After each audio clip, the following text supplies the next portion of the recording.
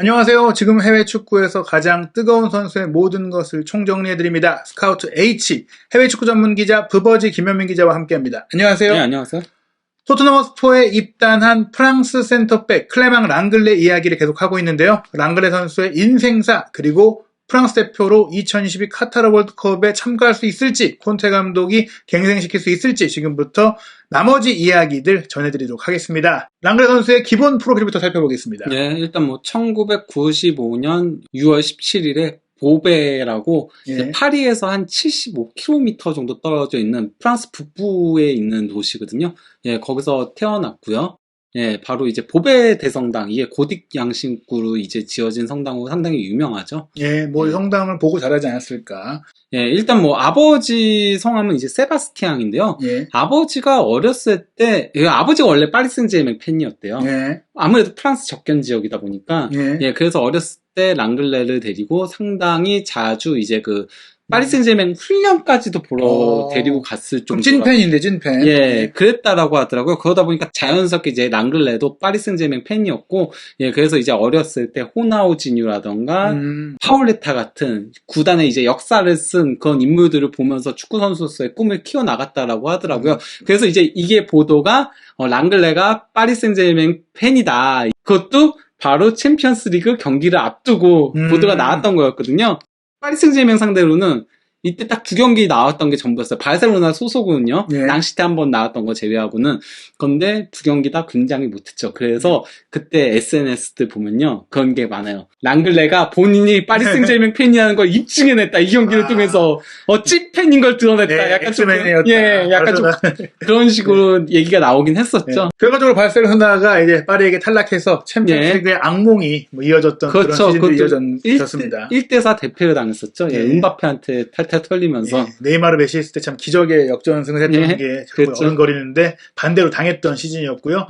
일단은 많은 프랑스 선수들이 그렇듯이 랑글레의 어린 시절 우상 지단이었다고요? 네, 지단이었다라고 했고, 또 이제 프랑스 역대 최고의 선수를 물어봤을 때도 지단이라고 답했고, 이게 그러니까 90초 동안에 몇 개의 질문에 답하는가라는 바르셀로나 스튜디오의 이제 코너에서 얘기를 했던 거였거든요. 결국에 이제 이 랑글레도 수비수긴 하지만 원래 어렸을 때 수비형 미드필더, 중앙 미드필더로 뛰었고 또 패스도 좋았던 선수다 보니까 지단의 영향을 조금 받지 않았을까. 갑자기 근데 저 스튜디오 사진 보니까 그거 생각나네요. 요새 매각이요? 49% 지금 매각하려고 한다고. 매각을 거의 한다라고 들었고요.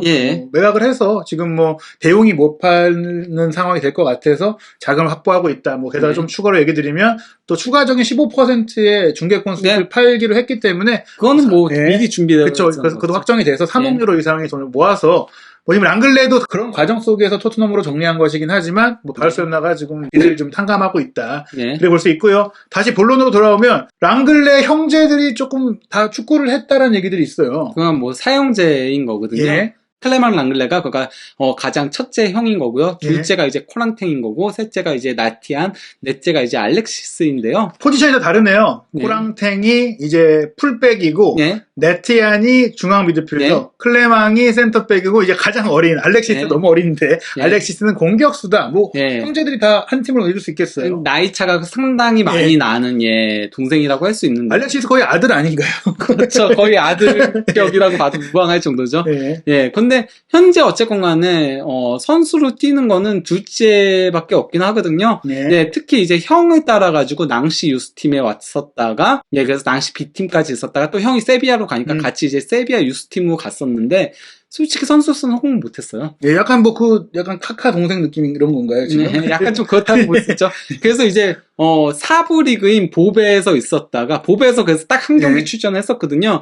그리고 이제 현재는 4부 리그인 쇼목투아에 있는데, 십자인대가 파열돼가지고 나오지 못하고 있는 상태죠.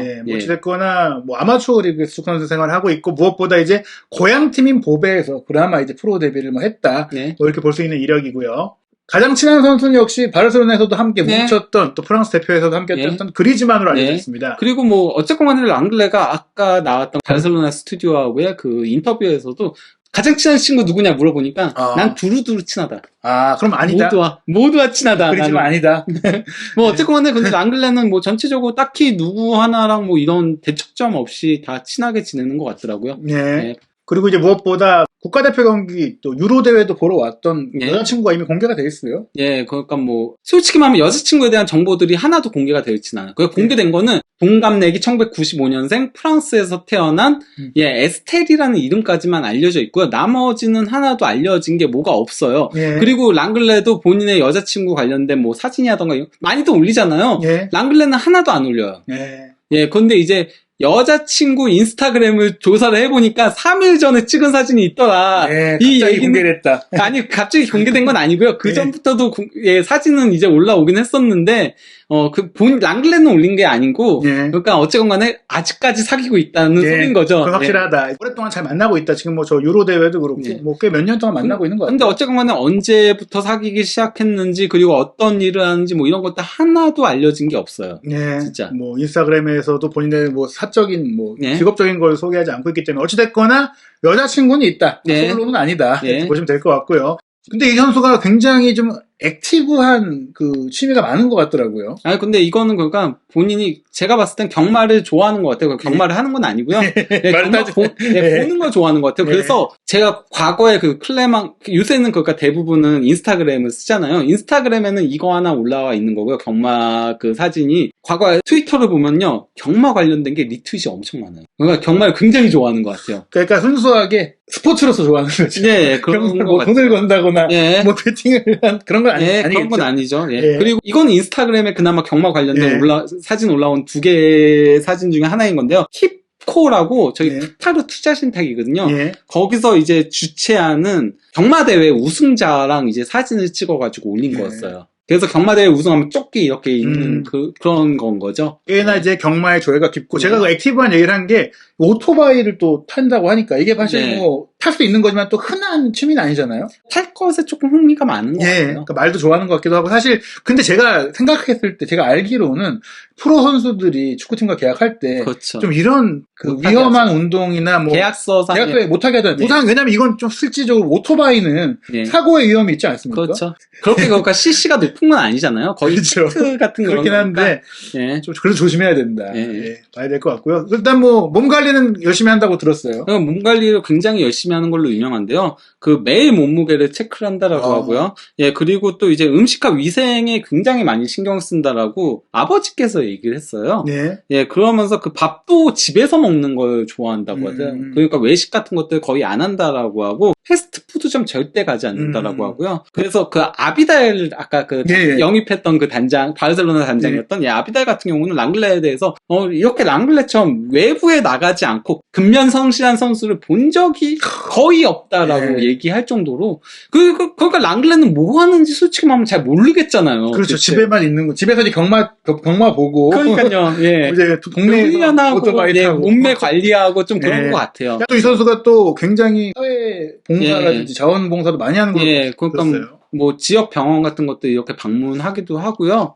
예, 이건 이제 에이즈 퇴치 예방 운동, 예, 그러니까 그런 것들을 하기도 했었고요. 예. 그리고 이제 오른쪽 같은 경우가 어떤 사진이냐면요, 다발성 경화증 연구 캠페인 참여를 이제 촉진하는 그런 운동을 한 거거든요. 약간 이 캠페인이라는 게 또 모금 운동도 좀 경험하지 그렇죠, 않습니까? 예. 그 다발성 경화증이 어떤 거냐면요, 신경세포가 벗겨지는 질병이래요. 예. 예, 그러다 보니까 그 일시적인 감각장애라던가 아니면 만성피로라던가 운동신경장애라던가 시각장애라던가 자율신경장애라던가 대뇌 손상이라던가 방광조절장애라던가 자율신경장애 그리고 또 이제 신경병질증 이게 그가 작업감인이라던가 아니면 이제 3차 신경통 같은 것들 그리고 또 이제 우토프 징후라고 해가지고 이거는 이제 뭐 손발이 저리거나 감각이 상실되는 증세라고 하더라고요. 예. 예, 이게 증세가 어디서 시작된 건지 이런 것들을 잘 이게 유전적인 건지 어떤 건지를 모른다고 하더라고요. 그리고 이제 완전 어리거나 나이가 들 땐 도리어 괜찮고 청년기 때 이 증세가 드러난다라고 하는데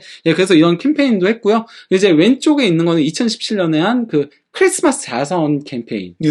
예, 이런 것도 하기도 하고 예, 그건 다양한 것들 하더라고. 랑글레 같은 경우는 과거에 자기가 뛰었던 팀들 이런 거에 대한 애착이 많다고요. 아까 그러니까 제가 그렇죠. 2부에서 보여드렸던 그렇죠. 뭐 완전 어렸을 때 팀도 방문하고 또 네. 이제 뭐 그 다음에 팀에서 감독과 사진도 올렸었고 그렇죠. 낭시 시절 감독하고도 사진도 올리기도 하고 그리고 또 이제 낭시 관련된 것들을 굉장히 많이 리트윗도 예전에는 했었고요. 그리고 낭시에서 뭐 그러니까 4살 팬이 뭔가 그 불치병 같은 게 걸려가지고 꼬맹이 애가 그러니까 그 운동도 계속 리트윗하면서 그렇게 하더라고요. 결국에 이제 인성적으로 굉장히 좋은 선수다, 성품이 바른 선수다라고 볼 수 있는 정말 착실한 사생활을 갖고 있는 선수인데요. 이 선수가 사실 낭시에서 또 어린 나이에 뭐 주장도 달고 했기 때문에 프랑스 연령별 대표도 꾸준히 뛰었어요. 네, 그러니까 뭐 단계별로 다 밟았죠. 심지어 15세부터예요. 그러니까 뭐 엘리트 코스를 밟았다.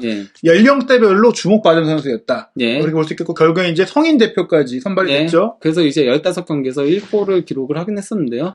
근데 이제 문제는 요새는 이제 대표팀에서 조금 밀려난 상태이기도 하고요. 무엇보다도 뎁스가 너무 강해요.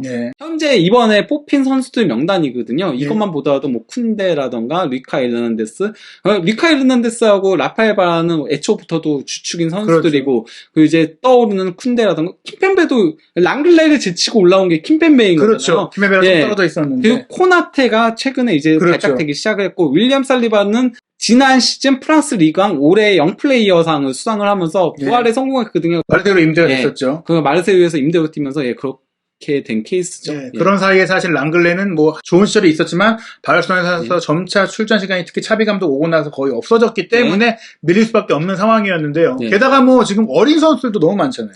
너무 많죠. 이건 진짜 쑥쑥빽빽하다라고 할 수 있겠는데요. 일단 뭐 웨슬리 포파나 저희가 아는 뭐 레스터 시티의 센터백이고요. 라클로아 이 선수 뭐 볼프스부르크 핵심 수비수고요.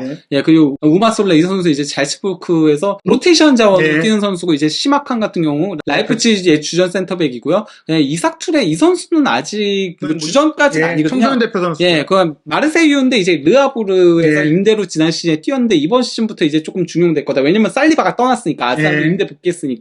그리고 로익 바데는 현재 김민재 선수 영입설에 연결되고 있는 스타드렌의 왼발잡이 센터백이고요. 또 이제 자가두는 기대만큼 성장을 못해서 부상이 너무 많아가지고 하지만은 재능은 워낙 뛰어난 선수기도 하고 살리바 아까 얘기 드렸죠. 그리고 칼룰루 AC 밀란에서 상당히 놀라운 발전을 이뤄낸 선수고요. 도쿄올림픽도 참가를 했어요. 그리고 이제 바디아시 모나코 핵심 수비수 왼발잡이. 그리고 이제 코나테는 뭐 저희가 잘 아는 선수고 이제 카스텔로 루케바 이 선수도 이제 리옹의 주전 센터백으로 자리 잡은 선수고요. 쿤데 잘 아는 선수고요. 그 다음에 마치마라고 이 선수 이제 모나코 이 선수도 거의 이제 주전으로 발돋움하고 있는 선수라고 볼 수 있고요. 탕기니 양주는 바이에른 뮌헨에서 현재 뛰고 있는 유망주 센터백이고요. 토디보 바르셀로나에서 망했었지만은 현재는 니스에서 핵심 수비수 떠오르면서 거의 뭐 살리바하고 경쟁 구도를 이루었다라고 지난 시즌에 뭐 볼 수 있는 선수고요. 우파메카는 워낙 유명하죠. 대표팀에도 오르는 선수. 은디카 토트넘이 영입하려고 했던 고려까지 했던 유로파리그 우승 주역이었죠. 프랑크푸르트에. 거의 뭐 센터백으로 지금 11명이 가능해요. 지금 11명의 선수를 좀 구성할 수 있을 정도로 프랑스. 이 중에 특히나 이제 왼발잡이가 리카 에르난데스, 킴펜베, 은디카, 바디아실, 루케바도 그렇고요. 이삭 툴레도 그렇고요. 자가두도 있고요. 그리고 여기 나오지는 않았지만은 마인츠 핵심 수비수였는데 이번에 이적한 이아카테도 있고요. 그리고 또 이제 뭐 최근에는 조금 주가가 많이 떨어지긴 했지만은 첼시 백업인 말랑사르도 있고 많습니다. 너무 많아요. 워낙에 이제 프랑스가 지금 잘하는 선수, 앞으로 더 잘할 선수들이 많기 때문에 2022 카타르 월드컵에 어떤 선수가 가게 될지 뭐 26인으로 엔트리가 늘어났다고 하더라도 현재 랑글레라면 어렵겠지만 일단은 콘테 감독이 토트넘에서 랑글레 영입할 때 본인이 이제 랑글레가 월드컵에 대한 그 의지가 강하더라라고 얘기했기 때문에 토트넘에 와서 열심히 해서 월드컵 가고 싶다 이런 마음이 있을 것 같습니다. 그 부분에 있어서는 조금 그래도 뭐랄까 긍정적인 요소라고 볼 수 있는 게 뭐냐면은 그래도 왼발잡이보다는 오른발잡이가 훨씬 많다라는 거고요. 그리고 또 이제 왼발 쪽에서 확실하게 믿을 수 있는 선수는 없다. 그러니까 아까 얘기한 선수들 중에서 아예 대표팀에 뽑히지 않은 선수들이 상당수고 뽑힌 선수 하면 리카 에르난데스하고 킴펜베하고 움티티 정도인 건데요.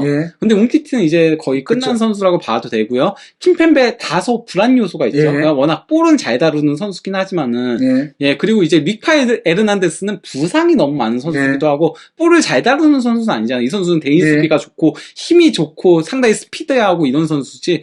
그러다 보니까 그나마 그래도 부활을 한다면은 대표팀 경험도 있고 그렇죠. 하니까 얘 뽑을 가능성이 아주 없는 건 아니라고 볼 수 있지만은 솔직히 말하면 비슷한 실력이면 어린 선수 뽑죠. 그렇죠. 까놓고 말해서. 제가 생각하는 거는 결국에는 월드컵까지 몇 달 안 남은 시점에서 만약에 킴펜베나 리카에게 뭔가 문제가 생긴다면 이미 대표팀의 동료들과 잘 알고 있고 대표팀 분위기를 알고 있는 선수가 올 가능성이 큰데 물론 토트넘에서 아주 잘해서 기량이 좋다라는 것이 확인될 경우에는 9월달 A매치에 수습해 볼 수 있다. 그동안 어쨌건 간에 랑글레가 유로 2020 때도 그랬고요. 그리고 2021년 네이션스 리그 때도 그랬고요.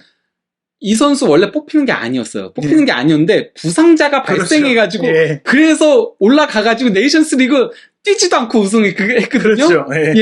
약간 좀 무임승차한 거긴 한데 어쨌건 간에 그 대회 때 최근에 두 번의 본선이 딱 그거였잖아요.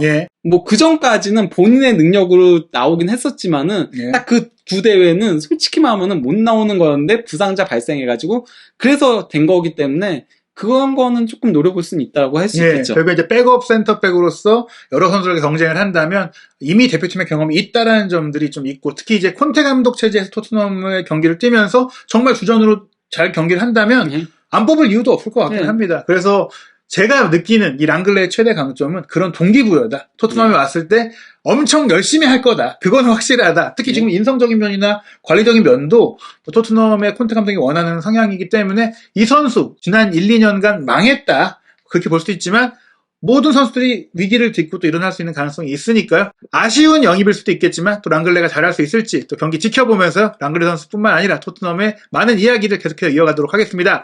한준TV 김현민 기자와 함께 스카우트 H 매주 연재하고 있는데요. 여러분들이 궁금한 선수나 관심 있는 선수들 댓글로 남겨주시면 적극적으로 반영해서 제작하도록 하겠습니다. 감사합니다.